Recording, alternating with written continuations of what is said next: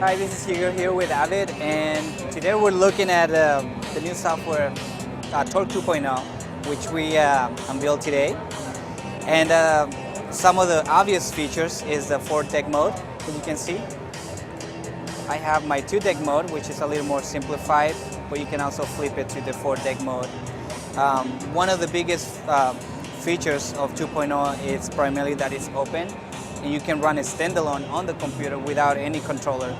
You can use it with the internal sound card. So here I'm using with the Exponent to show you some of the features. It is important to know that the Torq 2.0 got rebuilt from the ground up, like got redesigned, the browser, everything. We added more effects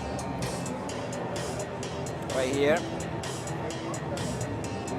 We got resonator, we got repeat, we got a beat reverse, which is pretty cool, and I'll show you in a second. We have the section, so you can look at all of them at the same time, or two at the same time. You can hide the sections. I'm gonna bring my browser, just like we used to do before. Hide the mixer, bring it back. One of the biggest features in this release is that we introduced something called track morph, and it's a patent-pending track morph feature from Avid. And what it does, it takes your traditional mixing concept. As you crossfade from one side to the other one, you're mixing levels, you're mixing volumes. So now you can actually choose from 4 different effects and add them to the fader. So it'll apply the effect as you move the crossfader. So here, let me load up this song. Here you go. So here, I got this song going. I'm gonna sync them. So straightforward, one side, 2 side. I'm gonna add the first effect, which is filter. So it's gonna apply an effect as I crossfade.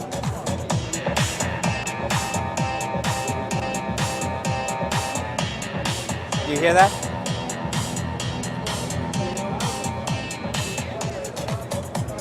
So this next one is called the duck. And this one is a little bit weird because the concept is it takes sonic elements of one side. In this case, I got a feeling by the Black Eyed Peas, and it's gonna take little pieces of this song and add them to this mix as I move my crossfader. So it almost sounds like I got a feeling it's part of this song already. So check it out.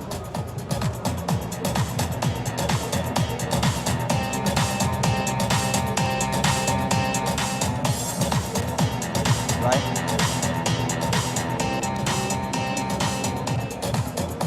Is that. The next one is called the cut, and this one adds more of an electro style cut feature. So as I crossfade, you're gonna hear that that strobing feature. You hear that? The stutter. Here you go. And last we have morph. Right. So there you go. So the browser is new, and in the browser we added crates. So just another way of organizing your music. Again, you can work in whatever way you want. So the crate, you could have a crate within a crate.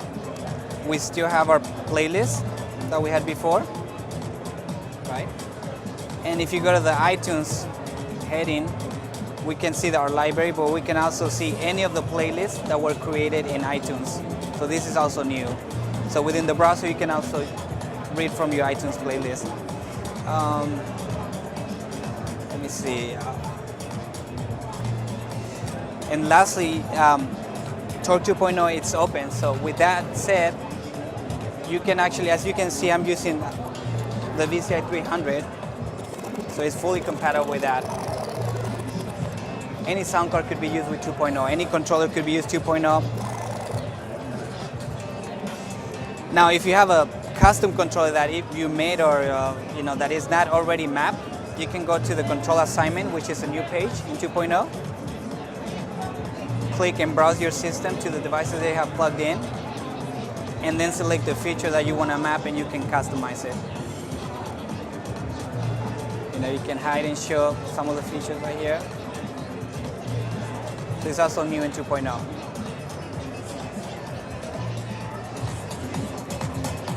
Good?